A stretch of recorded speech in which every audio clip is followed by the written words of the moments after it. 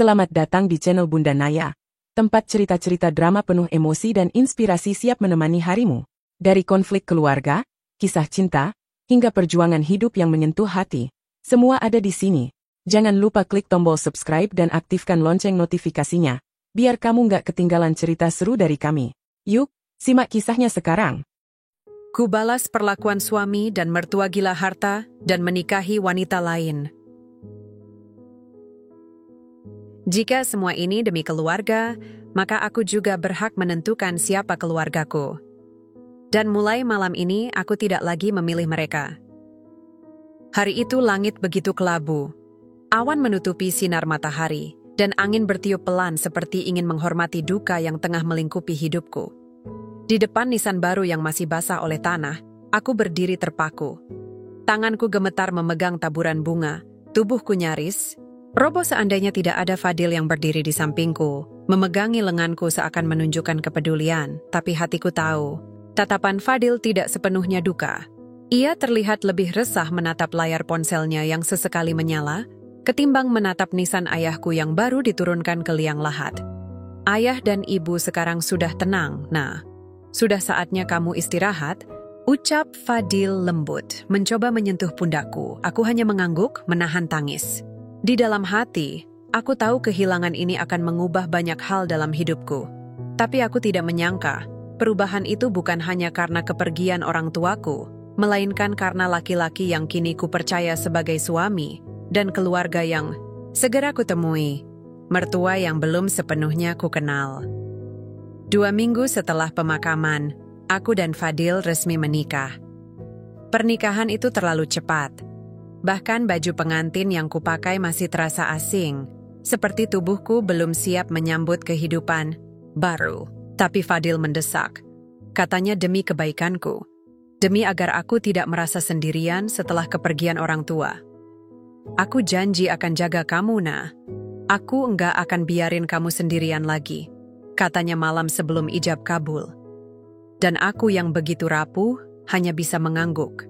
Aku ingin percaya. Yang tak kusadari, pernikahan itu bukan awal kehidupan baru yang penuh cinta, tapi awal dari petaka. Aku baru pertama kali menginjak rumah keluarga Fadil, rumah besar 2 lantai di kawasan elit pinggiran kota. Rumah itu mewah, tapi atmosfer di dalamnya dingin.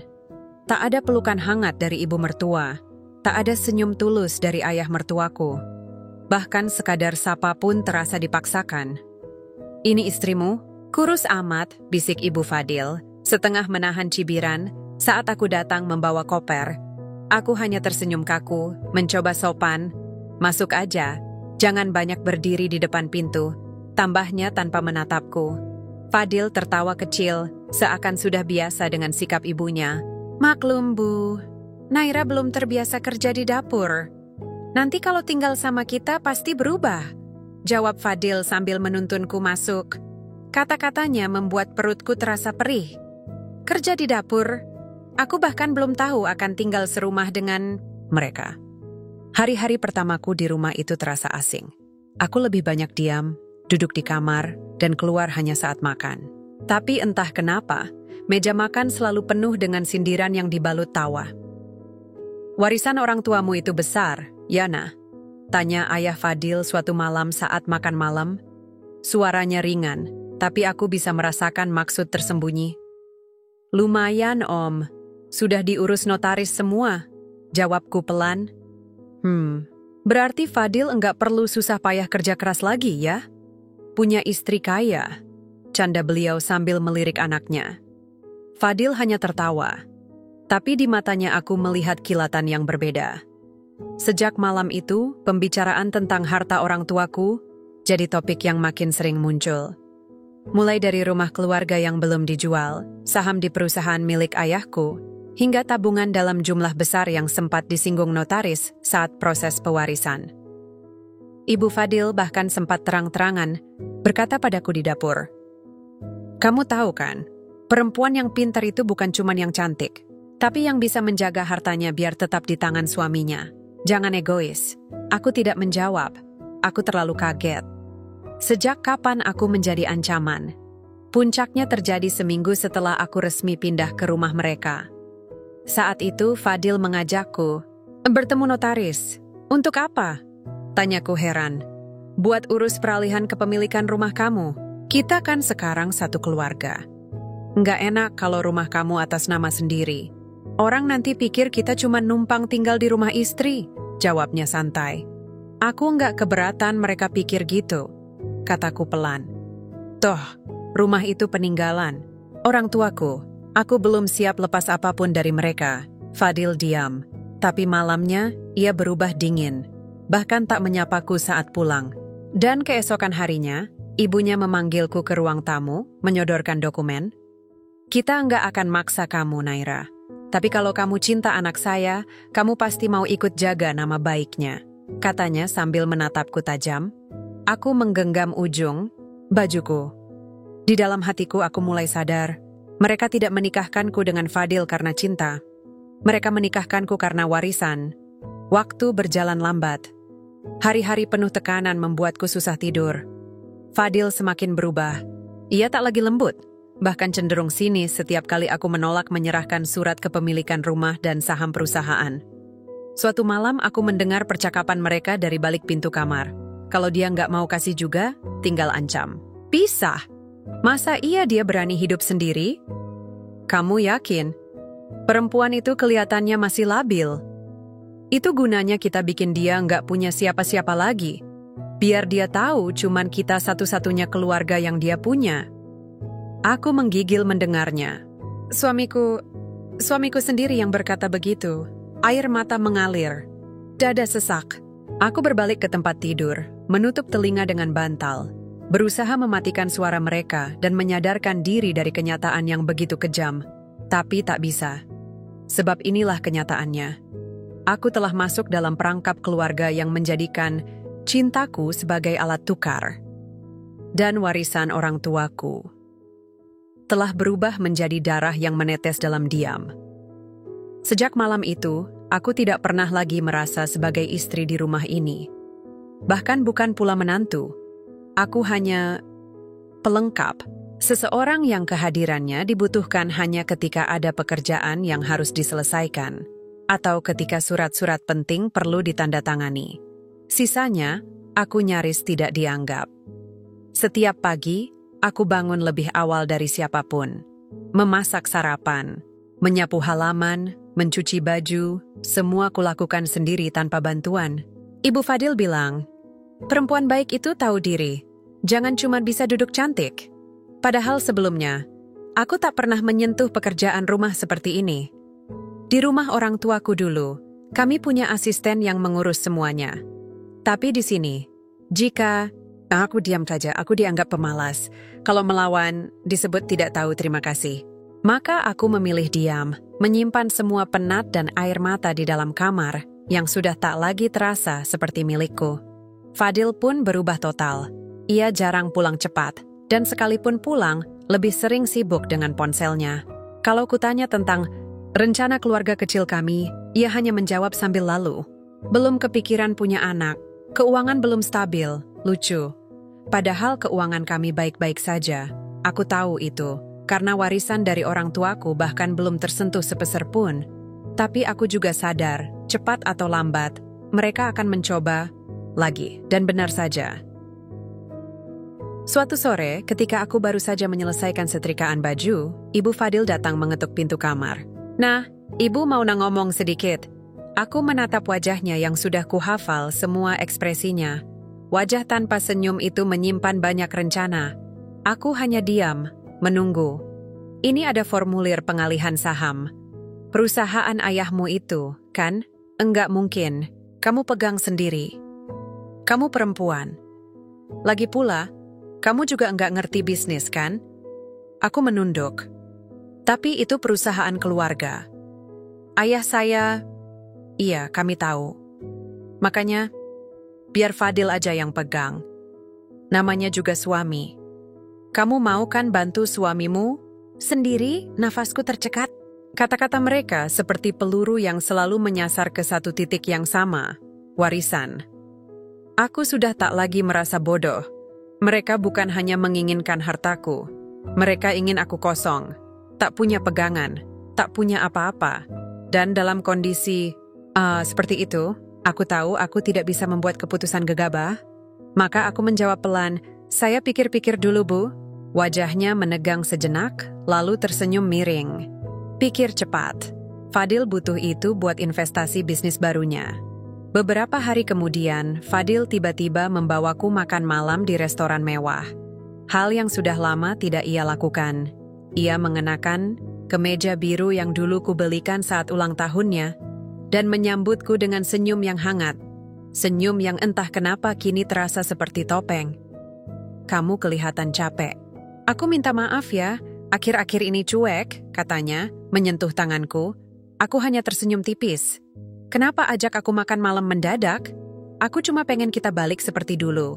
Kamu masih ingat nggak waktu pertama kali kita ketemu di seminar itu? Kamu pakai kemeja putih kebesaran dan bilang kamu lebih suka duduk di belakang." Aku tertawa kecil. "Waktu itu kamu nanya kenapa dan aku bilang biar gampang kabur kalau acaranya membosankan." "Kamu selalu punya jawaban lucu," balasnya. Untuk sesaat, aku hampir lupa semua yang menyakitkan. Tapi tak butuh waktu lama untuk kenyataan menamparku kembali. Di tengah makan malam, Fadil mengeluarkan dokumen dari dalam tas kerjanya. "Aku tahu kamu masih ragu, tapi ini bukan cuma tentang saham, ini tentang kepercayaan.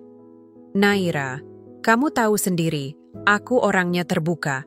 Aku enggak pernah paksa kamu, tapi aku butuh kamu tanda tangan ini supaya kita bisa lanjut lebih besar. Aku bisa kelola perusahaan ayahmu. Kamu tinggal duduk manis, terima hasilnya." Aku menatapnya dalam-dalam. "Dan kalau aku menolak?" Ia diam, pandangannya turun ke meja. "Fadil, kamu mencintaiku karena aku atau karena semua yang kumiliki?" Ia mendongak, senyum tipisnya hilang. "Pertanyaan itu enggak adil. Kita udah nikah, nah. Aku berhak atas semua itu juga." "Berhak karena menikah? Atau karena kamu dan keluargamu memang dari awal mengincarnya?" Matanya menajam. Ia merogoh napas panjang. "Aku cuma pengen kamu percaya. Kamu istri aku." Aku menggigit bibir. Ingin rasanya aku pergi dari meja itu. Tapi aku tetap duduk, meski dadaku serasa digigit ribuan duri. Sejak malam itu, sikap Fadil kembali berubah. Kali ini lebih dingin. Ia tak lagi menatapku saat bicara. Bahkan jikapun kami makan di meja yang sama, ia lebih sering sibuk dengan ponselnya. Ibu Fadil pun makin sering menyuruhku mengurus semua pekerjaan rumah sendirian. Bahkan saat aku jatuh sakit pun, tak ada satu pun dari mereka yang peduli. Aku ingat ketika demam tinggi dan menggigil sendirian di kamar. Kupanggil Fadil lewat telepon, tak dijawab. Kupaksa bangun ke dapur mengambil air hangat, dan Ibu Fadil hanya melirik dari sofa. "Minum obat sendiri. Udah gede," katanya singkat. Aku berjalan tertati-tati kembali ke kamar. Di balik pintu aku menangis tanpa suara. Aku hanya ingin didengar. Tapi suaraku tak pernah mereka anggap. Hari-hari terus berlalu. Aku mulai kehilangan banyak hal, bukan hanya hartaku, tapi juga harga diriku. Sedikit demi sedikit, saham perusahaan diserahkan ke pihak luar yang katanya mitra bisnis Fadil. Rumah yang kutinggali perlahan digadaikan tanpa aku tahu. Dan rekeningku yang dulu penuh, kini tinggal angka-angka kosong.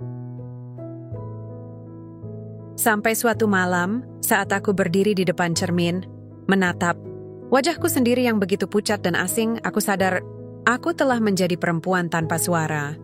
Perempuan yang dimanfaatkan, ditindas, dan dilupakan di rumahnya sendiri. Tapi malam itu juga aku bersumpah. Jika selama ini aku diam, bukan berarti aku bodoh. Bukan berarti aku kalah. Aku hanya sedang menunggu waktu yang tepat untuk bicara. Dan ketika waktunya tiba, mereka semua akan mendengar suaraku. Dan mereka tidak akan pernah melupakannya. Namun, untuk saat ini, aku masih harus memainkan peranku. Peran sebagai menantu penurut, istri yang patuh, perempuan yang tidak pernah menolak ketika diminta memberi lebih banyak waktu, lebih banyak tenaga, dan tentu saja, lebih banyak harta. Pagi itu, aku belum sempat meneguk kopi yang kubuat untuk diriku sendiri ketika ibu mertua tiba-tiba mengetuk meja makan dengan jarinya. Pelan tapi tegas. Sebuah isyarat bahwa aku harus bersiap mendengar sesuatu yang akan membebani lagi. Nah, panggilnya. Suaranya lembut, tapi aku tahu di balik nada tenang itu selalu ada maksud tersembunyi. Aku menoleh, menunggu dengan ekspresi datar. Bapak Fadil sedang berencana memperluas usaha laundry. Kamu tahu kan itu demi masa depan keluarga ini? Aku hanya mengangguk. Aku sudah hafal kalimat pembuka seperti itu.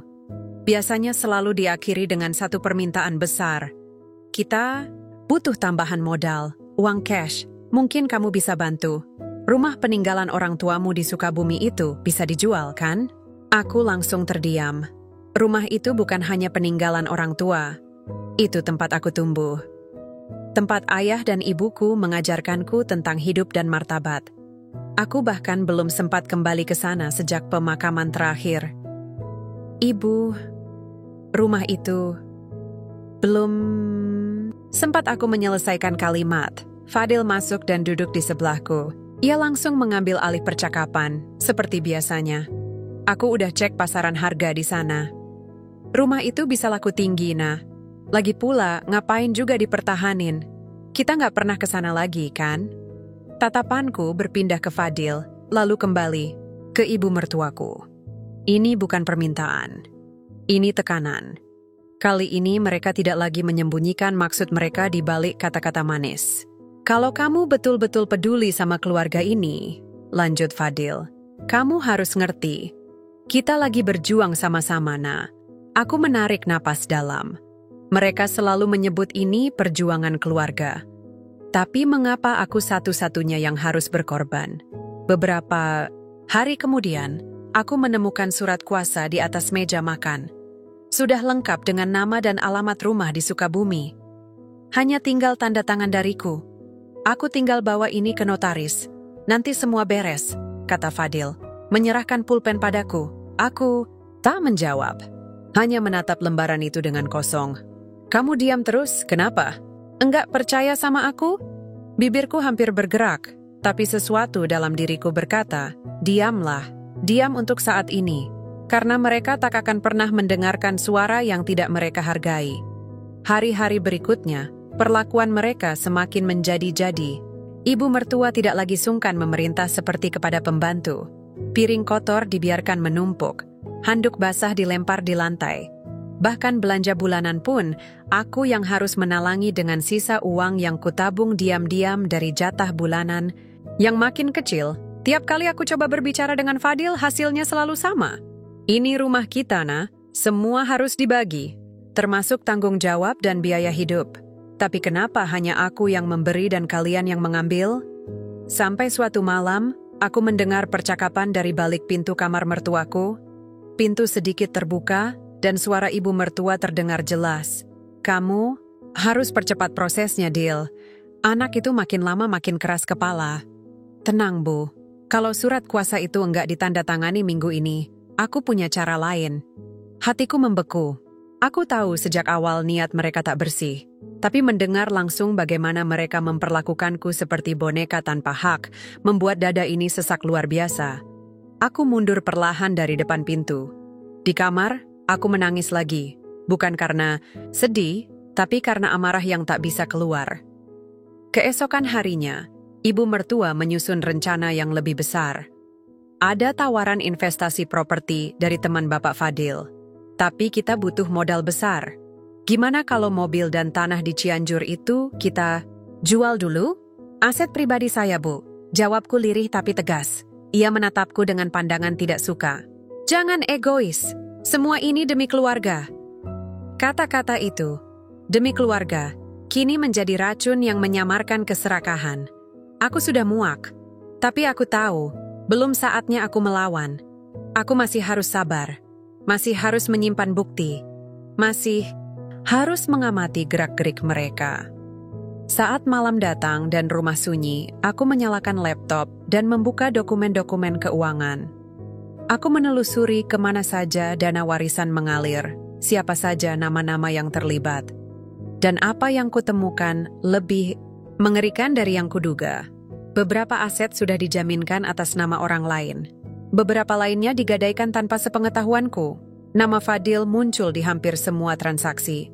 Bahkan ada rekening baru yang tak pernah aku tahu atas nama perempuan yang tidak ku kenal. Hatiku bergetar. Bukan hanya uangku yang mereka rampas, mereka juga perlahan merenggut identitasku. Dan aku tahu, jika ini terus dibiarkan, aku akan habis. Tapi tidak. Aku tidak akan membiarkan itu terjadi. Malam itu aku menulis sesuatu dalam buku catatan kecilku. Sebuah kalimat yang menjadi cambuk untuk diriku sendiri. Jika semua ini demi keluarga, maka aku juga berhak menentukan siapa keluargaku. Dan mulai malam ini, aku tidak lagi memilih mereka. Kalimat itu terus terngiang di kepalaku sepanjang malam. Aku duduk dalam gelap, menatap layar laptop yang menampilkan transaksi demi transaksi atas namaku, namun semua dilakukan tanpa sepengetahuanku. Ini bukan hanya soal kehilangan harta. Ini tentang dihancurkan oleh orang yang seharusnya melindungi Fadil. Nama itu kini terdengar asing di hatiku. Aku mengingat-ingat kembali saat pertama kali kami bertemu. Senyum hangatnya, perhatian kecil yang membuatku luluh, cara dia merangkul pundakku dan berkata, "Aku akan menjaga kamu selalu, Nak." Apakah semua itu palsu? Pagi itu, ketika Fadil masuk ke kamar dan memelukku dari belakang, aku nyaris muntah karena jijik. Tapi aku tahan. Aku harus tetap bermain dalam permainan mereka. Aku harus lebih licik, lebih sabar. Dan paling penting, aku harus tetap waras. "Sayang, kamu kelihatan pucat. Kurang tidur ya?" Fadil mencium pipiku seperti biasa. Aku memaksakan senyum. "Iya, banyak pikiran." "Kamu nggak perlu mikir macam-macam. Aku di sini kok," katanya, sambil mengusap punggungku. Aku ingin menjerit, tapi aku hanya menjawab pelan, "Aku tahu." Di dalam hati, aku bertanya-tanya, apa benar ini cinta? Atau sejak awal aku hanya pion dalam rencana mereka? Beberapa hari kemudian, aku mulai memperhatikan Fadil lebih seksama. Cara dia selalu membawa ponsel kemanapun, bahkan ke kamar mandi. Cara dia tiba-tiba sering pulang terlambat dengan alasan rapat dadakan. Bahkan kini dia lebih sering menggunakan parfum baru yang dulu tak pernah dia pakai. "Ada yang beda dari os kamu," kataku suatu malam ketika dia baru pulang. "Beda gimana?" "Kamu lebih rapi, lebih wangi, tapi rasanya lebih jauh." Fadil tertawa pelan. "Ah, kamu ini. Aku kan kerja keras buat masa depan kita. Harus jaga penampilan." Aku menatap matanya, dingin. Tidak ada binar cinta di sana. Tidak ada kegelisahan atau rasa bersalah. Aku mulai percaya, mungkin aku memang hanya perangkap bagi mereka. Warisan orang tuaku adalah umpan, dan aku, perempuan yang kehilangan segalanya setelah ditinggal mati ayah dan ibu, adalah sasaran empuk. Namun, anehnya, ada bagian dari diriku yang masih ingin percaya bahwa Fadil pernah mencintaiku. Pernah melihatku sebagai manusia, bukan hanya sebagai ladang emas. Karena kalau tidak, maka semua luka ini akan terasa lebih tajam dari kematian itu sendiri. Di suatu sore aku sengaja menghidangkan kopi untuk Fadil lebih awal. Ia belum pulang. Aku meletakkan cangkir itu di atas meja kerja di kamarnya, lalu melihat ponselnya yang tergeletak tanpa kunci layar. Jantungku berdegup kencang. Aku tahu ini salah, tapi aku tak bisa lagi menahan rasa curiga yang menggunung. Dengan tangan gemetar, aku buka galeri foto. Hanya beberapa selfie dirinya. Tapi ada satu folder tersembunyi. Nama foldernya hanya satu huruf. L. Aku membukanya. Dadaku terasa seperti ditikam. Foto-foto Fadil dengan seorang perempuan. Makan malam berdua, liburan singkat di hotel mewah, bahkan foto mereka berpelukan. Di dalam mobil. Perempuan itu muda, cantik, dan bukan aku. Air mataku mengalir begitu saja. Tapi aku tidak menangis karena patah hati. Aku menangis karena penyesalan. Mengapa aku tak pernah percaya pada naluriku sendiri sejak awal? Suara pintu depan membuatku panik. Aku menutup ponsel dan buru-buru keluar kamar. Tak lama, Fadil masuk, melemparkan tas kerja di sofa. "Wangi kopinya sampai keluar, sayang?" katanya. Aku hanya tersenyum. "Aku tahu kamu suka." Dan di saat itu, aku sadar, Yang tersisa di antara kami bukan cinta, tapi tipu daya. Sebuah panggung sandiwara di mana aku dipaksa untuk tetap memainkan peran, sementara dia menjalani hidupnya dengan penuh kebohongan. Malamnya, aku kembali membuka buku catatanku. Di halaman terakhir aku menulis, cinta adalah janji yang seharusnya melindungi. Tapi jika cinta hanya menjadi jerat, maka aku harus memutuskan tali itu sebelum aku benar-benar mati di dalamnya. Aku tidak tahu harus bagaimana, tapi aku tahu aku tidak bisa terus diam. Meskipun setengah dari diriku masih berharap bahwa Fadil akan berubah, bahwa semua ini hanya kesalahpahaman, bagian lain dari diriku tahu bahwa harapan itu hanya memperpanjang penderitaan. Keesokan harinya, aku mulai menyusun rencana. Aku menyalin semua dokumen ke dalam flash disk. Aku memotret seluruh bukti transfer, surat kuasa, dan bukti pengalihan aset. Aku membuat salinan rekening koran dan menyimpannya di tempat aman. Jika mereka bisa memainkan peran, maka aku juga bisa. Dan, jika cinta hanya menjadi perangkap, maka aku akan menghancurkan perangkap itu dengan cara yang tidak akan pernah mereka duga. Itulah pikiranku malam itu, saat aku kembali tidur sendirian, menatap langit-langit kamar yang dulu penuh kenangan, manis. Tapi pagi ini, belum sempat aku beranjak dari tempat tidur. Suara gebrakan pintu membangunkanku. Fadil berdiri di ambang pintu dengan wajah muram, matanya sembab seperti orang yang tak tidur semalaman. "Kopi mana?" tanyanya. Suaranya keras dan menyentak. Aku mengerjap pelan. "Belum sempat aku buat, aku baru bangun." "Baru bangun?" Ia tertawa kecil, tapi nada sinisnya menusuk. "Perempuan pengangguran sepertimu kerjaannya apa kalau bukan bikin kopi dan ngurus rumah? Hah?" Perkataan itu membuat jantungku tercekat. Bukan karena sakit hati, tapi karena dia sudah mulai kehilangan topeng. Tak ada lagi pura-pura manis. Tak ada lagi perhatian yang dibuat-buat. "Aku bukan pembantu, Dil," jawabku pelan. "Loh, kamu tinggal di rumah ini, makan dari uang keluarga kami, apalagi kalau bukan pembantu." Ia berjalan mendekat, menunjuk wajahku. "Kalau bukan karena kami, kamu itu apa? Gak punya siapa-siapa, gak punya rumah, gak punya keluarga." Aku berdiri perlahan, menahan napas agar tidak pecah tangis. Aku masih punya harga diri. Dia mendengus. "Harga diri gak bisa bikin kamu bertahan hidup, Naira." Kata-kata itu seperti palu yang menghantam dadaku, tapi aku tetap tegak, walau kakiku gemetar. Fadil membanting pintu dan pergi. Aku terduduk di ujung ranjang, terdiam lama. Nafas terasa sesak. Aku menatap tangan kosongku. Teringat hari-hari ketika tangan ini memegang dokumen perusahaan peninggalan ayah. Kini, semuanya lenyap. Tapi yang paling menyakitkan bukan kehilangan uang, melainkan kehilangan diriku sendiri. Hari itu, aku tetap menyiapkan makanan seperti biasa, walau tangan ini gemetar setiap kali memegang pisau dapur. Aku hanya ingin semuanya tenang. Tapi ternyata harapanku terlalu naif. Ketika aku menyajikan makan malam di meja besar rumah mertua, semua keluarga telah duduk. Termasuk ibu mertuaku, Bu Mardiah, yang sejak awal tidak pernah menyukaiku. Ia menatap lauk yang kupersiapkan dengan sinis. "Apa ini? Tumis kangkung lagi? Kamu pikir kami ini hidup di kampung?" Aku menunduk, mencoba tersenyum. "Maaf, tadi pasar sudah tutup waktu saya sampai, Bu." Alasannya selalu pasar, tapi kenyataannya kamu itu malas. Bentaknya keras, sengaja agar semua orang mendengar. Aku menoleh pada Fadil yang duduk di ujung meja, tapi dia hanya menatap makanannya, tidak berniat membelaku sedikit pun. Seolah yang diserang bukan istrinya, tapi makhluk asing yang tak pantas diberi perhatian. "Aku nggak ngerti ya," Bu Mardiah melanjutkan sambil menyendok nasi. "Warisan miliaran, tapi nggak bisa masak yang layak. Nggak bisa ngurus rumah. Bahkan, anak pun belum bisa ngasih. Apa gunanya kamu di rumah ini?" Semua mata tertuju padaku. Rasa malu membakar wajahku.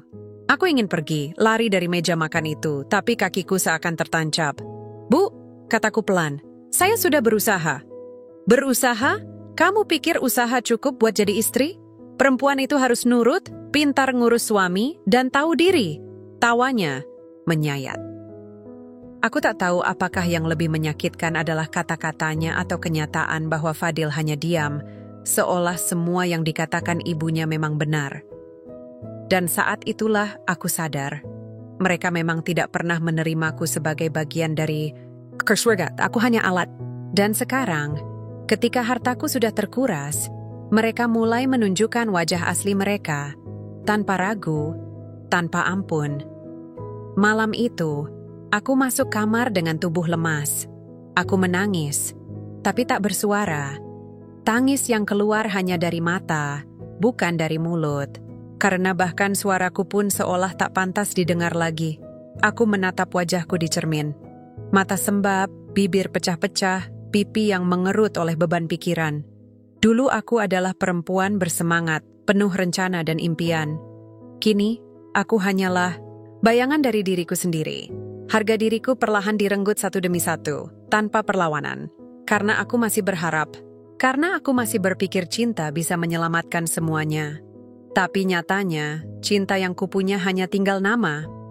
Esoknya, ketika aku menyiapkan sarapan, Fadil berjalan melewatiku tanpa sepatah kata. Bahkan sekadar lirikan pun tidak. Seolah aku hanya angin yang tak perlu dihiraukan. Di ruang tamu, aku mendengar Bu Mardiah berbicara dengan tetangganya yang baru datang menjenguk. Iya, Naira itu anak kaya. Tapi percuma, gak ada gunanya. Lihat aja sekarang, cuma duduk di rumah, mukanya muram terus. Suamiku sampai bilang, rumah ini jadi kayak kuburan sejak dia datang. Aku berdiri di balik pintu, mendengarnya tanpa bernapas. Hatiku bergetar. Apakah selama ini aku memang sebegitu tidak berartinya? Seketika itu juga aku menyadari, ini bukan sekadar kesalahpahaman rumah tangga. Ini adalah sistem, sebuah jebakan perlahan yang dibangun oleh orang-orang yang tahu kelemahanku, rasa percaya, harapan, dan cinta. Tapi aku sudah tidak buta. Aku tapi aku masih hidup. Dan aku bersumpah pada diriku sendiri, aku akan bangkit, meski mereka harus membayar mahal untuk setiap luka yang sudah mereka torehkan. Itulah sumpah yang kupahat dalam hati. Tapi sebelum bisa membalas, aku harus tahu lebih banyak. Terutama tentang perubahan Fadil yang makin lama, makin asing. Ia tak lagi hanya dingin. Ia jadi sosok yang seperti hidup di dunia lain. Ponselnya selalu disembunyikan. Pulang larut, bahkan kadang tak pulang sama sekali. Dulu, ia selalu memberitahuku kalau ada kerja lembur atau rapat mendadak. Tapi kini hanya sunyi. Hanya deru mobilnya yang datang dan pergi, tanpa peduli siapa yang menunggunya di rumah. Pagi itu, aku menemukannya duduk di ruang makan, memandangi layar ponsel sambil tersenyum kecil. Bukan senyum biasa, melainkan senyum yang hanya muncul saat seseorang sedang berbincang dengan orang yang membuat jantungnya berdegup. Ada kilat yang berbeda di matanya. Aku berdiri di dekat dapur, pura-pura sibuk mencuci buah, tapi mataku tak lepas dari geraknya. "Siapa, Dil?" Tanyaku perlahan, mencoba biasa saja. Dia menoleh cepat. "Apa?" "Kamu senyum-senyum sendiri." "Oh," jawabnya singkat. Ia memasukkan ponsel ke saku celana. "Teman kantor lagi bahas proyek. Aku mengangguk kecil walau perutku terasa ditusuk. Aku tahu dia berbohong, tapi aku tak bisa menuduh tanpa bukti. Dan di rumah ini, kata-kataku tak pernah dipercaya. Apalagi di depan Fadil dan ibunya. Aku harus bermain lebih sabar." Beberapa hari kemudian, aku menemukan selembar struk restoran mahal dalam kantong celana Fadil saat mencuci. Bukan hanya itu, ada tulisan tangan di baliknya. Huruf feminin, bulat, dengan tinta merah muda. "Terima kasih atas makan malamnya. Kamu selalu tahu cara membuatku tersenyum." Darahku terasa berhenti mengalir. Siapa M? Meira? Nama itu tiba-tiba muncul begitu saja di kepalaku. Entah dari mana. Aku tak pernah dengar nama itu sebelumnya, tapi perasaan tak enak langsung menyelimuti dada. Aku menyimpan struk itu, tak berniat langsung bertanya. Belum. Aku ingin tahu lebih jauh. Jadi aku mulai memperhatikan. Setiap hari Kamis, Fadil selalu pulang lebih larut dari hari-hari lainnya.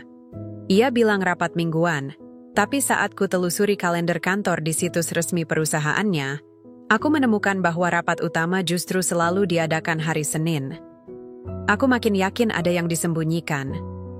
Lalu suatu sore aku melihat Fadil tergesa-gesa, bersiap, mengenakan kemeja terbaiknya, menyemprotkan parfum mahal yang dulu hanya dipakainya saat menghadiri undangan penting. "Pergi kemana?" tanyaku, berdiri di ambang pintu kamar. "Acara kantor," jawabnya datar. Aku menatapnya tajam. "Sendiri?" Dia terdiam sesaat, lalu mengangguk. "Iya, jangan banyak tanya, Naira. Aku capek." Setelah ia pergi, aku menunggu beberapa menit, lalu diam-diam menyusulnya dengan ojek online. Aku tahu risikonya. Tapi hatiku terlalu sesak oleh kecurigaan yang tak lagi bisa dibendung. Mobil Fadil berhenti di sebuah restoran mewah di kawasan pusat kota. Dari balik jendela mobil, aku melihatnya masuk, bersama seorang perempuan muda mengenakan gaun merah marun. Cantik, tinggi, dan percaya diri. Rambutnya tergerai seperti iklan sampo. Ia menggandeng tangan Fadil tanpa ragu, lalu tertawa saat Fadil membisikkan sesuatu. Itulah pertama kalinya aku melihat wajah Mira. Aku tak tahu siapa dia. Tapi jelas, dia bukan teman kantor biasa. Aku pulang sebelum Fadil.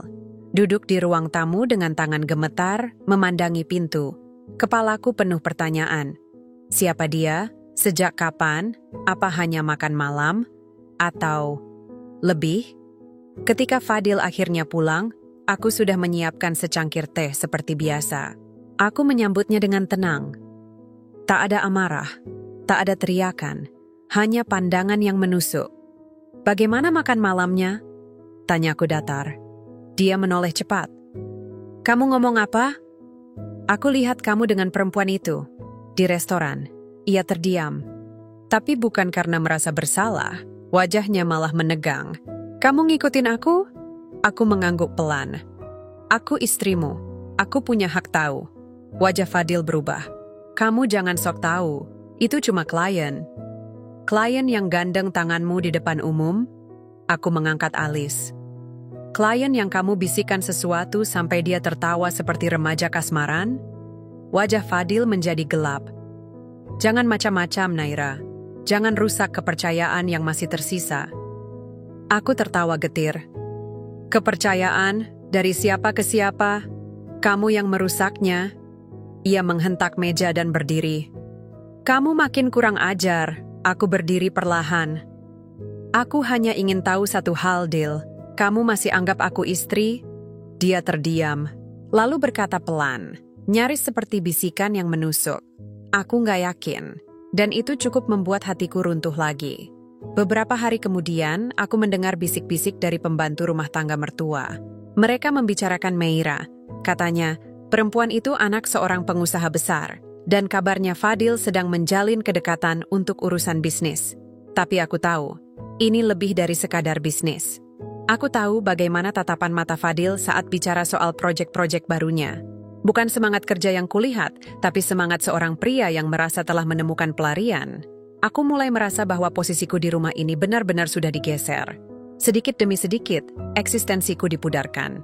Meira, perempuan itu bukan hanya sosok baru dalam hidup Fadil, dia adalah ancaman terakhir untuk kehancuran pernikahanku.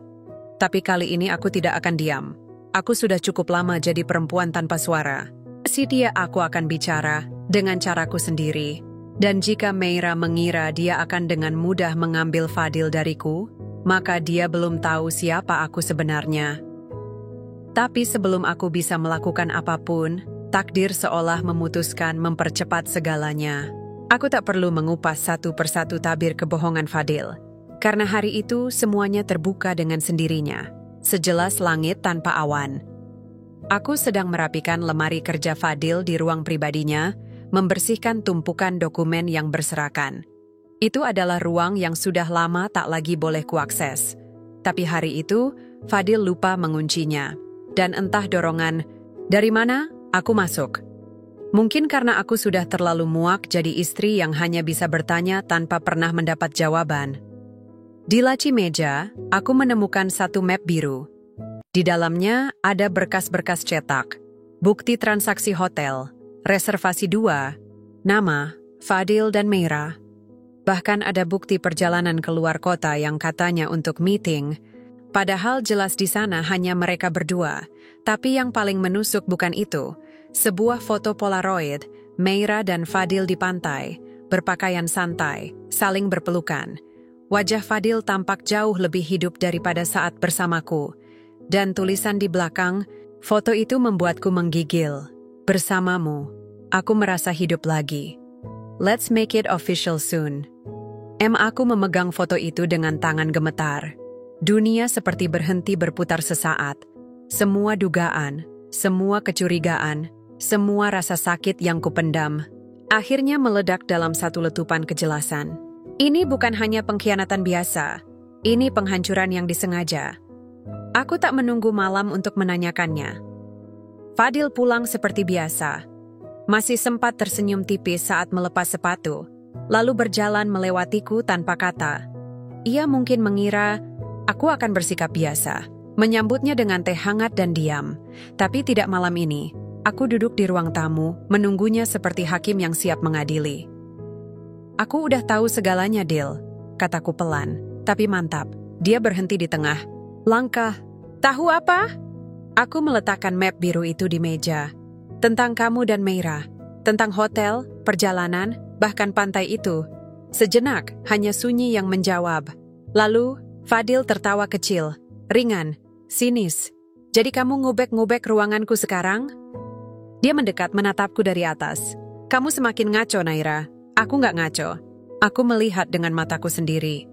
Aku berdiri, menunjukkan foto itu. Kamu nggak bisa menyangkal. Wajah Fadil berubah. Tapi bukan karena rasa bersalah. Justru karena marah. Kamu nggak ngerti ya? Aku selama ini bertahan sama kamu karena rasa iba. Kamu pikir aku bahagia dalam pernikahan ini? Dadaku seperti diremukkan dari dalam. Iba? Iya, teriaknya. Kamu itu nggak pernah jadi istri yang kuinginkan. Rumah tangga kita hambar.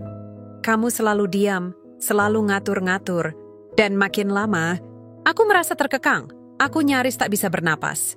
Dan solusinya selingkuh? Fadil mendengus. Meira memberikan hal yang kamu nggak bisa.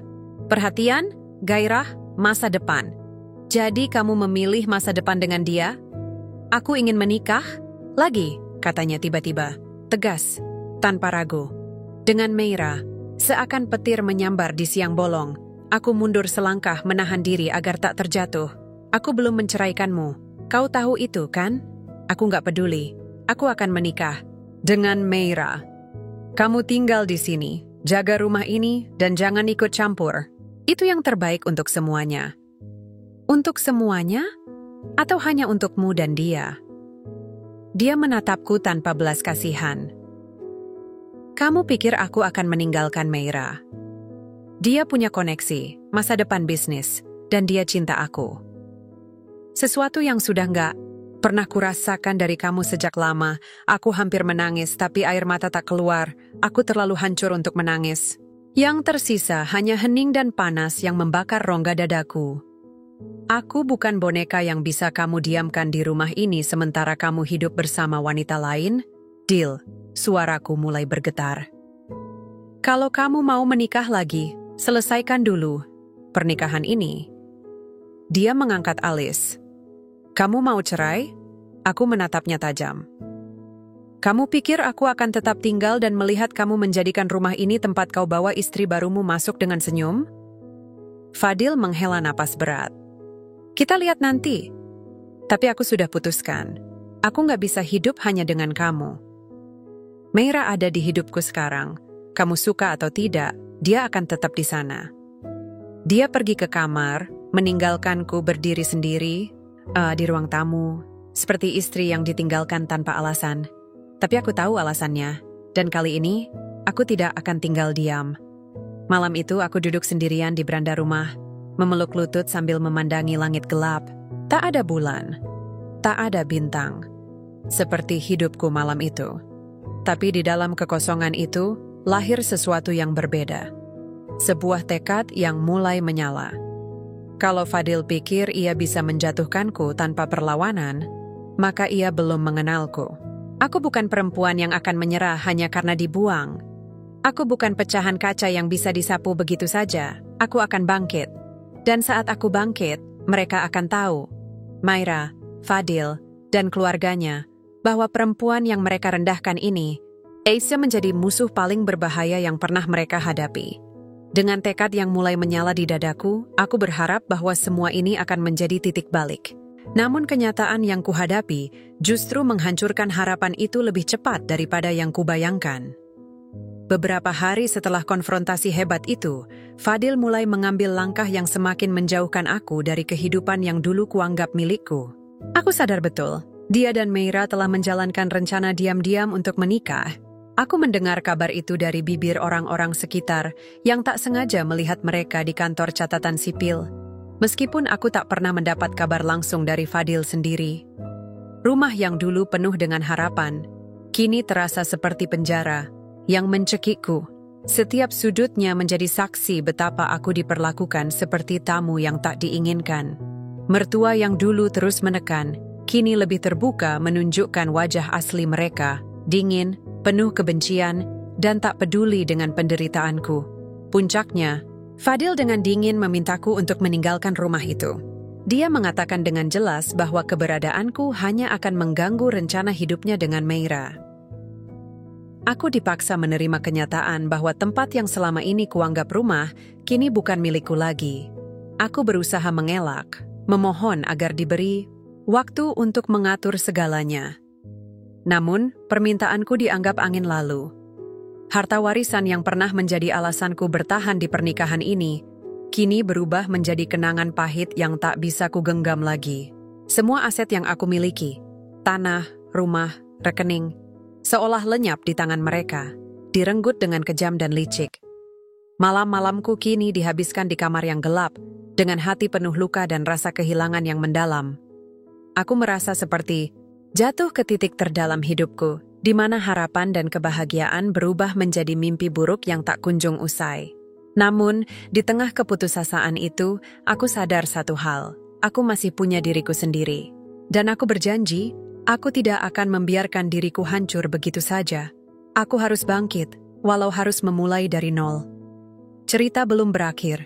Ini baru permulaan perjuanganku untuk mengambil kembali yang menjadi hakku dan membalas perlakuan yang kejam dari suami dan mertua yang gila harta. Setelah malam-malam yang gelap dan dingin itu, saat aku merasa terjatuh begitu dalam hingga hampir kehilangan harapan, sebuah pertemuan tak terduga mengubah arah hidupku. Aku masih teringat betapa dinginnya udara pagi itu ketika aku duduk di bangku taman dekat rumah kontrakanku yang kecil dan sepi. Tubuhku lelah, tapi pikiranku lebih lelah. Semua yang kuusahakan runtuh dalam sekejap, dan aku merasa tak berdaya menghadapi masa depan yang suram. Namun, di saat aku hampir menyerah, sosok dari masa laluku muncul, Arman. Arman bukan sembarang orang. Dia adalah sahabat kecilku, yang dulu selalu ada di saat aku bahagia maupun sedih. Namun, kami terpisah sejak aku menikah, dan dia pergi merantau mencari pekerjaan. Kini, dia kembali ke kota ini sebagai seorang pengusaha sukses yang memiliki jiwa sosial tinggi. Pertemuan kami begitu alami. Dia menyapa dengan senyuman hangat dan mata penuh perhatian, tanpa menghakimi atau bertanya mengapa aku terpuruk. Dia hanya mendengarkan. "Kenapa kamu di sini sendiri, Naira? Apa yang terjadi?" Tanyanya lembut, membuat aku luluh dan akhirnya membuka semua luka yang selama ini kusembunyikan. Aku menceritakan semuanya. Pengkhianatan Fadil, tekanan mertua, kehilangan harta, dan kejatuhan harga diri yang tak kunjung reda. Air mataku mengalir saat aku menuturkan bagaimana aku merasa seperti wanita yang hancur dan tak berguna. Namun, Arman menatapku dengan penuh keyakinan. "Naira, kamu lebih kuat dari yang kamu kira. Jangan biarkan mereka menentukan nilai dirimu. Aku tahu kamu bisa bangkit, dan aku akan membantumu." Kata-katanya menyentuh hatiku lebih dalam dari yang kukira. Untuk pertama kalinya setelah lama, aku merasakan ada cahaya kecil yang mulai menyinari kegelapan hidupku. Sejak hari itu, Arman menjadi penopangku. Dia mengajakku kembali mengenal diriku sendiri, mengingatkan akan impian dan harapan yang pernah kubawa. Dia tak memaksa, Tapi dengan kehadirannya, aku mulai percaya bahwa aku masih bisa berjuang. Dia juga menawarkan bantuan praktis. Sebagai pengusaha, dia mengenalkan aku dengan berbagai peluang kerja dan komunitas wanita yang memberdayakan. Perlahan, aku mulai mengumpulkan keberanian untuk membangun kembali hidupku dari nol. Tidak mudah. Banyak hari yang kuhabiskan dengan rasa sakit dan kesepian. Tapi kehadiran Arman menjadi titik balik. Aku mulai merasakan bahwa aku bukan lagi korban, melainkan pejuang. Di dalam hati, aku berjanji pada diriku sendiri bahwa aku akan membalas perlakuan suami dan mertua yang telah menghancurkan hidupku. Namun, bukan dengan cara mereka yang penuh tipu daya dan kebencian, tapi dengan kekuatan dan harga diri yang tak bisa mereka hancurkan. Aku tahu perjalanan ini masih panjang dan penuh rintangan, tapi dengan Arman di sisiku, aku yakin aku bisa melewatinya. Setelah hari-hari yang penuh dukungan dan dorongan dari Arman, aku mulai menyusun langkah-langkah yang harus kuambil, tidak lagi sebagai wanita yang patah hati, tapi sebagai pejuang yang siap merebut kembali haknya.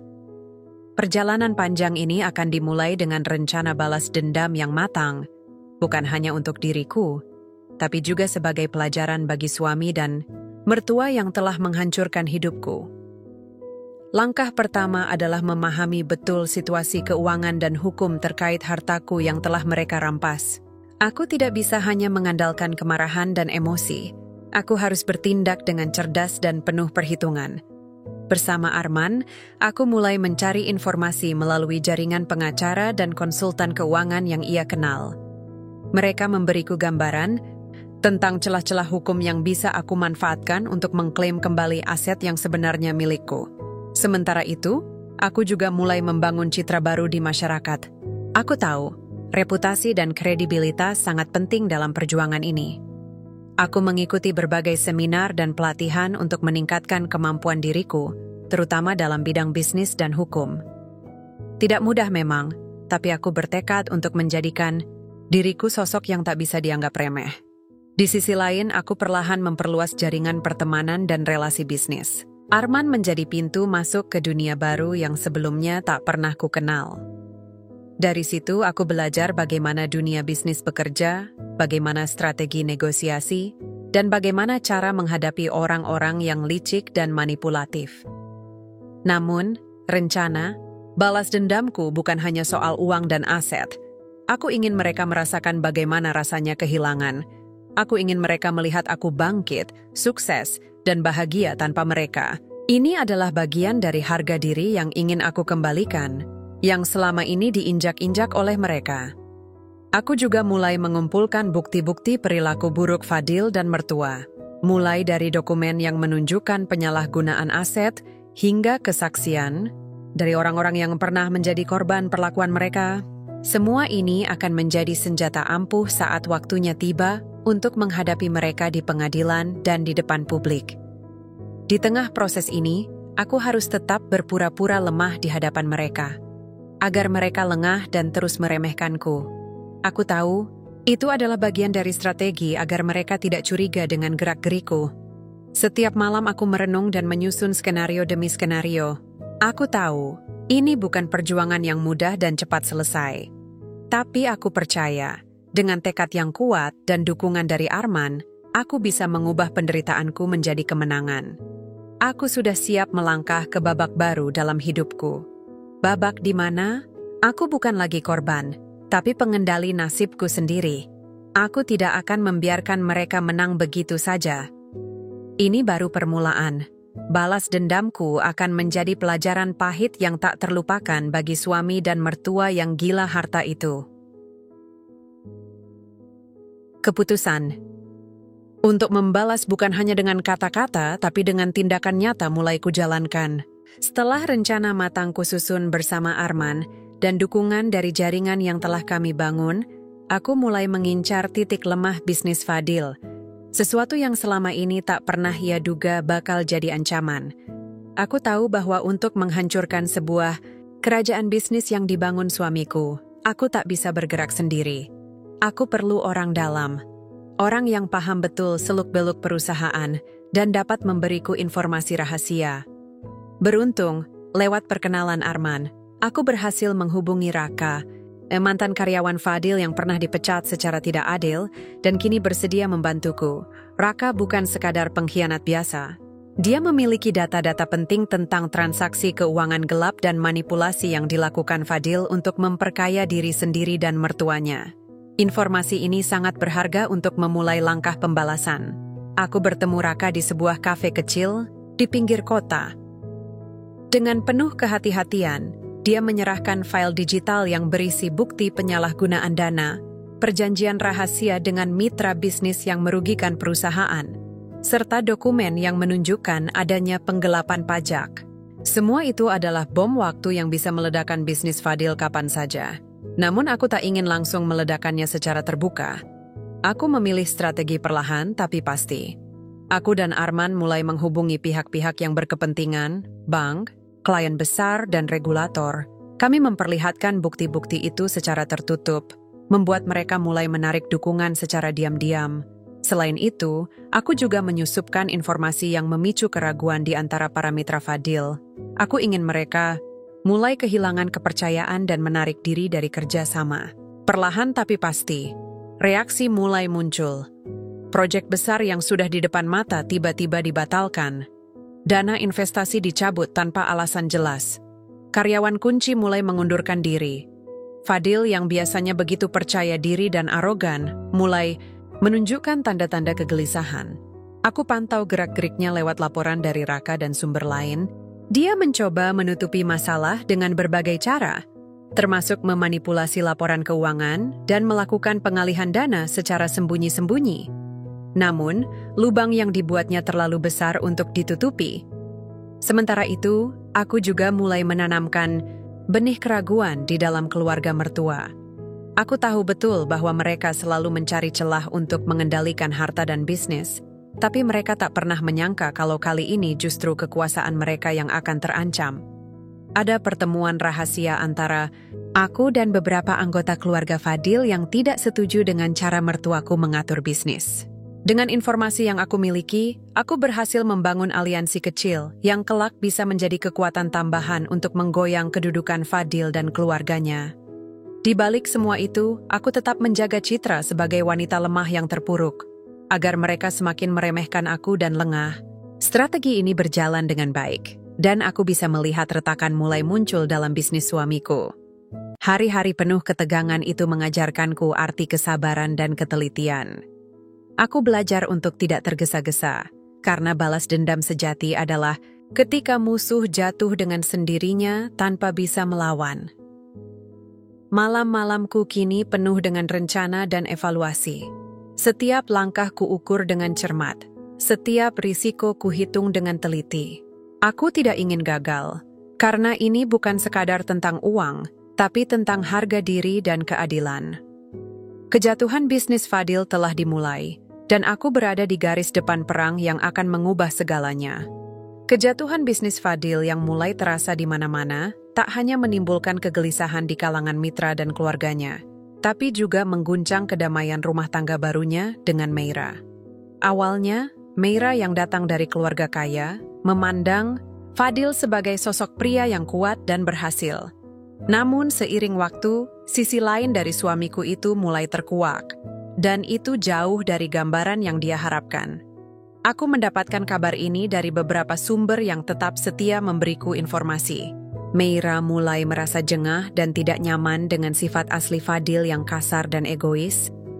Berbeda dengan kesan pertama yang selalu ditampilkan Fadil di depan orang, Meira kini menyadari bahwa suaminya itu seorang yang pemarah, suka menyalahkan, dan tak segan mengabaikan perasaan orang di sekitarnya. Dia cuma peduli sama dirinya sendiri. Aku bukan istri yang dia hargai, cuma beban yang harus dia pikul, kata Meira kepada sahabatnya dalam sebuah percakapan yang tak sengaja didengar oleh salah satu teman dekatku. Konflik kecil yang dulu sering diremehkan mulai berkembang menjadi pertengkaran terbuka. Meira tak lagi bisa menutupi kekesalannya setiap kali Fadil pulang dengan wajah murung dan suasana hati buruk akibat tekanan bisnis yang kian berat. Dia merasa seperti terjebak dalam rumah tangga yang penuh kepalsuan. Kau pikir menikahi aku akan membuat semuanya mudah? Kau salah besar. Fadil pernah membentak Meira di tengah malam saat kegelisahan dan stres memuncak. Meira yang sudah terbiasa hidup dalam kemewahan dan perlakuan penuh kasih sayang, mulai mempertanyakan keputusan menikahinya. Dia merasa terperangkap dan mulai mempertimbangkan langkah untuk keluar dari situasi yang menyiksa tersebut. Namun, posisi sosial dan nama besar keluarga membuatnya sulit mengambil keputusan secara terburu-buru. Di sisi lain, Meira juga mendengar bisik-bisik soal keruntuhan bisnis Fadil. Dia mulai cemas kehilangan status dan kenyamanan hidup yang selama ini dinikmatinya. Kekhawatiran ini membuat hubungan mereka semakin tegang karena Fadil semakin tertutup dan seringkali marah tanpa sebab jelas. Suasana rumah yang dulu riang kini berubah menjadi tempat penuh ketegangan dan rasa curiga. Setiap kata yang terlontar seringkali menjadi api yang membakar kedamaian yang tersisa. Meira mulai menyadari bahwa pernikahan ini bukan sekadar soal cinta, tapi perang yang harus dia hadapi sendiri. Sementara itu, aku yang mendengar semua ini dari balik bayang-bayang merasa sedikit lega. Aku tahu bahwa dinding pertahanan mereka mulai retak. Ini adalah peluang besar yang bisa aku manfaatkan untuk semakin memperkuat posisiku dan melanjutkan balas dendamku. Aku tak pernah menyangka bahwa pertarungan ini tidak hanya terjadi di luar rumah, tapi juga di dalam pernikahan baru. Suamiku, ketika cinta berubah menjadi perangkap, maka kehancuran pun tak bisa dielakkan.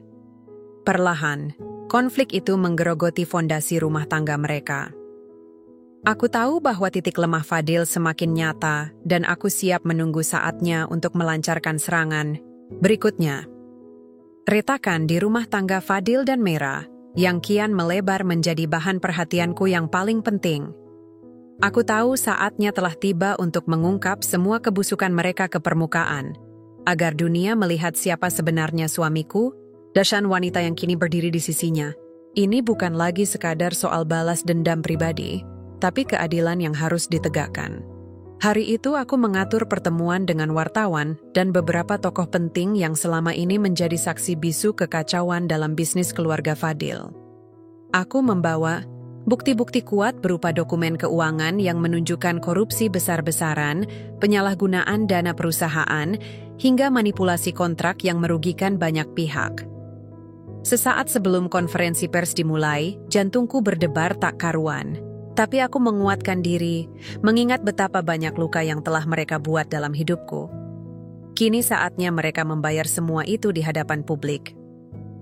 Selamat siang semua. Aku membuka pembicaraan dengan suara tegas, mencoba menahan getaran emosi yang mengintimidasi.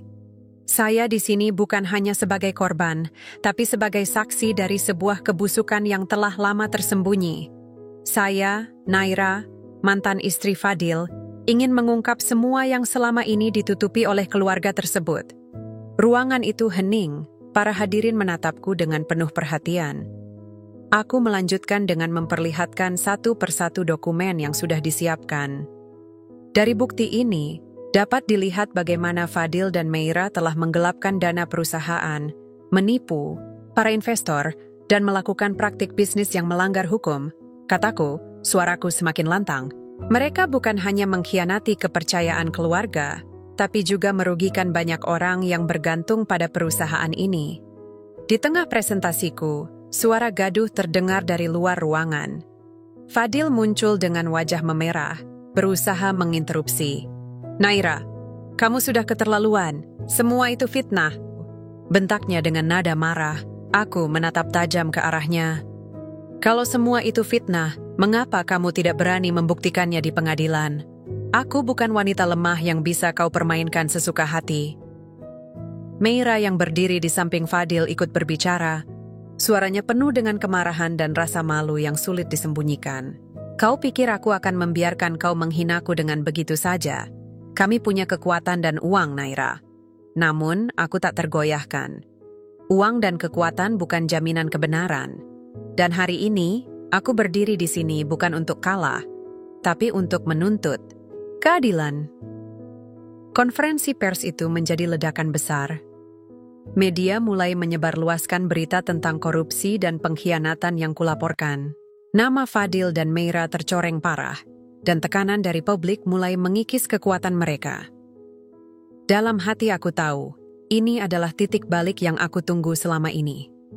Kebusukan mereka telah terbongkar, dan aku berdiri tegak sebagai pemenang pertama. Setelah perang ini, namun aku juga sadar bahwa ini baru permulaan. Perjuangan sesungguhnya masih menanti di depan sana, dan aku harus terus kuat demi masa depanku yang lebih baik. Kebusukan Fadil dan Meira yang terbongkar di hadapan publik membawa badai besar yang tak hanya menghantam suami dan istri itu, tapi juga keluarga besar mereka. Mertua Fadil, yang dulu terlihat angkuh dan penuh kuasa, kini menjadi sosok yang rapuh dan kehilangan segala kekuatan finansialnya. Hari itu, ketika aku sedang menata kembali hidupku yang mulai membaik, sebuah ketukan pelan di pintu membuatku terkejut. Aku membuka pintu dan melihat sosok yang tak pernah kuharap datang. Mertua Fadil berdiri di sana dengan wajah lesu dan penuh penyesalan. Naira. Suara mereka serak, tak seperti biasanya yang penuh kesombongan. Kami butuh bantuanmu. Kami telah kehilangan segalanya. Hatiku mencelos, tapi aku tahu inilah saatnya aku harus tegas. Aku mempersilahkan mereka masuk. Memperhatikan betapa keriput wajah mereka yang dulu selalu memandang rendahku kini dipenuhi air mata dan kepedihan. Apa yang kalian inginkan? Tanyaku dengan suara dingin, berusaha menahan amarah yang menggelegak. Mertua Fadil yang dulu begitu sombong, kini hanya mampu menunduk. Kami bangkrut, Naira. Semua aset kami disita. Fadil dan Meira juga meninggalkan kami dalam kekacauan. Kami datang bukan untuk membalas dendam, tapi untuk memohon belas kasihan. Aku menatap mata mereka yang kini tak lagi penuh keangkuhan. Tapi aku tak bisa melupakan semua perlakuan buruk mereka terhadapku selama ini. Belas kasihan? Kalian yang selama ini menganggap aku tak berharga, yang selalu memaksa aku menyerahkan hakku demi kemajuan keluarga yang ternyata cuma omong kosong? Suaraku meninggi, campuran rasa sakit dan kemarahan yang tak tertahankan. Mertua Fadil. Terisak. Kami salah, Naira. Kami sadar sekarang. Tolong bantu kami. Kami tak punya siapa-siapa lagi. Aku terdiam sejenak, mengenang semua luka yang mereka buat. Namun, aku juga sadar bahwa membalas dengan kebencian semata tidak akan memberiku ketenangan. Aku tak akan lupa apa yang kalian lakukan, tapi aku juga bukan orang yang ingin melihat orang lain menderita tanpa harapan, kataku akhirnya, menahan air mata yang mulai menggenang. Aku akan bantu kalian, tapi dengan satu syarat, kalian harus bertanggung jawab dan berubah. Tidak, ada lagi dusta dan tipu muslihat. Mertua Fadil mengangguk penuh harap. Kami berjanji, Naira. Kami siap menerima konsekuensi dan belajar menjadi lebih baik. Hari itu, sebuah babak baru dimulai. Kekuatan mereka runtuh, dan aku kini memiliki kendali penuh. Tapi aku memilih jalan yang lebih manusiawi, bukan sekadar balas dendam yang membabi buta. Mereka datang kepada wanita yang dulu mereka hina, mencari harapan di saat jatuh terpuruk.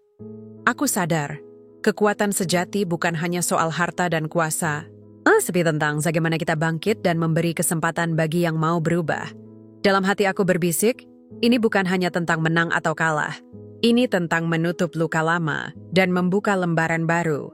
Meskipun perjalanan itu penuh liku dan tantangan, aku sadar, kekuatan sejati bukan hanya soal harta dan kuasa, tapi tentang bagaimana kita bangkit dan memberi kesempatan bagi yang mau berubah.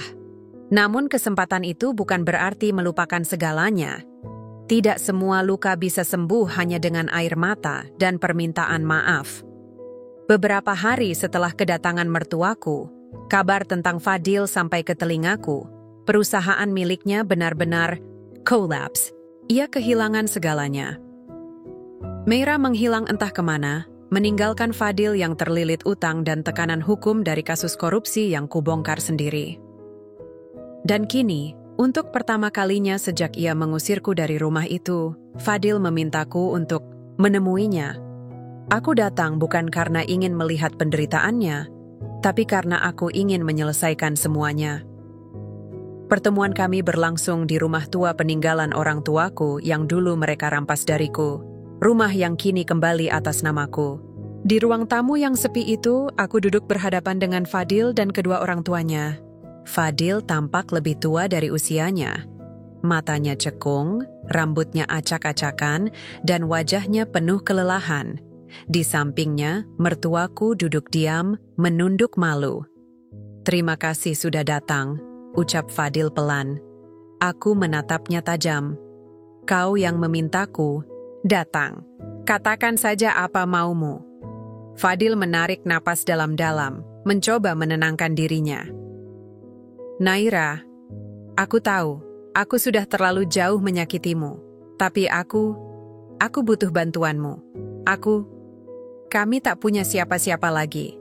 Aku mengangkat alisku. "Butuh bantuanku? Setelah semua yang kau lakukan?" Ibunya menyela, suaranya bergetar. "Naira, kami sadar kami salah. Tapi Fadil benar-benar terpuruk sekarang. Semua orang menjauhinya. Meira kabur. Kami hanya berharap kau bisa sedikit mengulurkan tangan." "Cukup," potongku tajam. Aku berdiri, berjalan pelan ke jendela, menatap keluar sejenak sebelum berbalik menghadapi mereka. "Kalian ingat saat kalian memaksaku menyerahkan sertifikat rumah ini? Saat kalian menyuruhku menandatangani berkas warisan orang tuaku dengan dalih demi keluarga? Kalian ingat saat kalian memperlakukan aku seperti pembantu di rumahku sendiri?" Suaraku mulai bergetar, bukan karena takut, tapi karena luka. Itu masih ada, masih membekas dalam-dalam. Aku menatap Fadil dengan penuh luka. "Dan kau, Fadil, dulu kau bilang cintamu tulus. Tapi begitu semua uangku berpindah tangan, kau perlahan menjauh, lalu berselingkuh. Kau nikahi Meira diam-diam. Dan yang paling keji, kau usir aku dari rumah ini. Kau bilang aku tak pantas tinggal di sana. Dulu kau usir aku." Fadil menunduk, tak mampu membalas tatapanku. "Sekarang, kalian datang, meminta bantuan. Seolah-olah semua luka itu bisa hilang begitu saja." "Tapi kami menyesal, Naira," ucap Fadil lirih, suaranya nyaris tak terdengar. "Kalau aku bisa memutar waktu, sayangnya waktu tak bisa diputar ulang, potongku lagi, dingin. Kalian memilih jalan itu. Kalian menjatuhkanku, menginjakku saat aku paling lemah. Dan sekarang kalian meminta aku menyelamatkan kalian?" Hening menyelimuti ruangan. Tak ada yang bicara. Aku melangkah menuju pintu, membukanya lebar. "Pergilah. Aku tak akan membantu kalian. Kalian sudah memilih jalan ini. Kini tanggung sendiri." Akibatnya, ibunya mulai menangis, sementara ayahnya hanya menatapku kosong. Fadil berdiri dengan goyah. "Aku sungguh minta maaf, Naira," katanya sebelum melangkah keluar. Aku menahan air mata, bukan karena sedih, tapi karena lega. Akhirnya, aku mengatakan semuanya.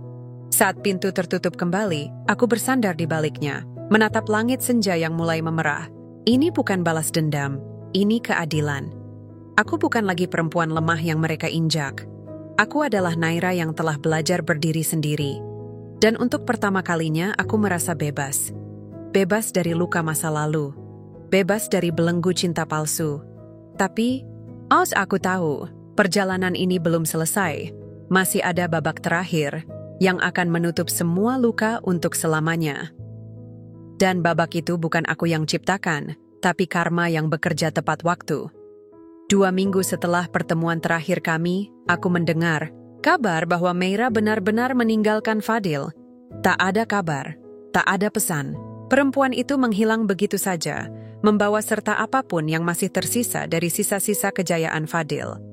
Bahkan rekening yang tersisa pun dikuras habis. Meira bukan hanya pergi, tapi menelanjangi Fadil dari harga diri dan kehormatannya yang paling terakhir. Fadil kini tinggal di rumah kontrakan sempit di pinggiran kota. Rumah itu pun bukan miliknya, melainkan belas kasihan dari seorang teman lama yang masih merasa kasihan padanya.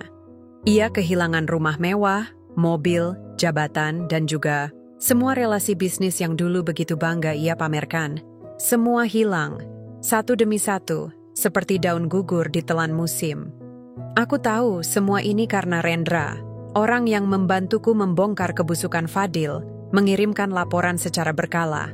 Aku tak pernah meminta, Tapi dia tahu aku butuh penutup yang nyata atas semua luka yang pernah kuterima. Hari itu aku berdiri di seberang jalan, memandangi dari jauh. Rumahnya sempit dan cat dindingnya mengelupas. Tak ada mobil di halaman, hanya seorang pria lusuh duduk di teras, memandangi jalan kosong dengan mata kosong. Fadil. Kurasakan hatiku mencelos, bukan karena iba, tapi karena mengingat wajah sombongnya, dulu yang kini berubah menjadi lelaki rapuh dan kalah. Tanpa sadar aku melangkah maju. Ia mengangkat kepala saat mendengar langkah kakiku mendekat. Matanya menyipit, lalu membesar ketika mengenaliku. Naira, suaranya serak. Ia berdiri terburu-buru, hampir tersandung pot bunga kecil yang retak di sisi teras. Aku tak tersenyum. Hanya berdiri di depannya, diam, menunggu ia bicara lebih dulu. Aku tidak menyangka kau akan datang, ucapnya pelan. Aku pun tak menyangka akan melihatmu. Sehancur ini, balasku tenang. Fadil mengangguk lemah. Aku pantas mendapatkannya. Semua ini memang salahku. Keheningan menggantung beberapa saat sebelum ia kembali bicara, nadanya lebih berat dan tulus. Meira pergi. Dia tinggalkan aku begitu saja setelah tahu semua hartaku hilang. Ia bahkan menguras rekeningku yang terakhir. Ia tertawa hambar. Lucu ya, aku tinggalkan istri yang tulus untuk wanita yang cuma mau uangku. Aku masih diam, menatapnya dalam, mengingat semua malam yang dulu kulalui dengan tangisan karena lelaki ini. Aku kehilangan semuanya, Naira. Bahkan orang tuaku, mereka kini tak bisa apa-apa. Kalian semua benar-benar membalas aku dengan cara yang paling menyakitkan. Bukan aku yang membalas, ujarku pelan. Aku hanya mengambil kembali apa yang menjadi milikku. Sisanya, itu urusan karma. Fadil menggeleng lemah. Aku bodoh. Aku salah menilai. Selama ini aku pikir kau cuman wanita lemah yang tak bisa hidup tanpa aku. Aku tersenyum miris. Dan sekarang kau tahu siapa sebenarnya yang tak bisa hidup tanpa siapa. Ia menunduk. Bahunya bergetar, dan suara tangis pelan terdengar dari balik wajah yang dulu pernah membuatku jatuh cinta. Tapi cinta itu sudah lama mati. Yang tersisa kini hanya pelajaran dan kenangan pahit. Aku hanya ingin bilang satu hal, Fadil, kataku. Langkahku mulai mundur perlahan. Aku tidak membencimu lagi. Tapi aku juga tidak akan pernah melupakan bagaimana rasanya dihancurkan olehmu. Fadil mendongak, matanya memohon. Kalau aku bisa memperbaiki semuanya, sudah terlambat. Potongku tegas. Ada luka yang tak bisa sembuh hanya dengan penyesalan. Kau harus hidup dengan semua ini. Sama seperti aku dulu hidup dengan luka yang kau beri. Aku berbalik, meninggalkannya sendiri di teras rumah sempit itu. Matahari mulai tenggelam, meninggalkan langit berwarna oranye keemasan. Tapi bagiku, hari baru justru dimulai. Hari di mana aku tak lagi menjadi korban, tapi penyintas. Hari di mana aku tak lagi dibayangi oleh masa lalu, tapi menatap masa depan. Dengan kepala tegak, Fadil berdiri di sana. Sosok yang pernah kupercaya, kini hancur tanpa ampun. Dan aku akhirnya bebas. Langkah kakiku menjauh dari rumah sempit. Fadil adalah langkah pertama menuju lembaran baru. Angin senja mengibaskan jilbabku pelan saat aku melangkah menuju mobil yang menunggu di seberang jalan. Tapi dalam dadaku, badai emosi, justru tenang. Bukan karena luka ini hilang, tapi karena akhirnya aku bisa berdiri. Tak lagi dipijak, tak lagi diabaikan. Sudah selesai? Suara Rendra menyapa lembut dari kursi kemudi. Aku mengangguk. Sudah, dia hancur. Tapi yang lebih penting, aku tak lagi membiarkan dia menghancurkan aku. Mobil melaju perlahan, meninggalkan jalan kecil itu di belakang. Tak ada kata balas dendam yang kuteriakan. Tak ada tamparan terakhir atau air mata kemenangan. Hanya diam, dan dada yang penuh luka, namun juga penuh kekuatan. Malamnya, aku berdiri di depan cermin di apartemenku. Sosok yang menatapku dari balik bayangan kaca adalah perempuan yang sangat berbeda dari diriku 2 tahun lalu. Mata ini pernah bengkak karena tangis, pipi ini pernah basah karena dipukul kenyataan. Tapi kini, aku berdiri tegak. Wajahku mungkin sama, tapi jiwaku tidak. Teleponku berbunyi. Nama yang muncul di layar membuat nafasku sejenak tertahan. Ibu mertuaku kutelepon. Balik, entah karena penasaran atau ingin mendengar langsung bagaimana suara mereka setelah segalanya sirna. Halo? Suaraku datar. Naira. Suara perempuan itu bergetar. Nak, tolong bantu kami. Kami tidak punya apa-apa lagi. Rumah kami disita. Ayah Fadil sakit dan tak bisa bangkit dari tempat tidur. Kami bahkan tak bisa beli obat. Aku menarik napas panjang. Dulu aku juga sakit, Bu. Tapi bukan karena tubuhku lemah. Karena hati saya yang dihancurkan, diinjak-injak oleh kalian. Tangis terdengar dari seberang sana. Aku tahu kami salah. Tapi kau wanita berhati besar, kan? Tolong, kami, meski hanya sedikit. Aku menutup mata. Bayangan saat mereka mengusirku, mencaci, dan mempermalukan aku di depan tamu-tamu, kembali terlintas.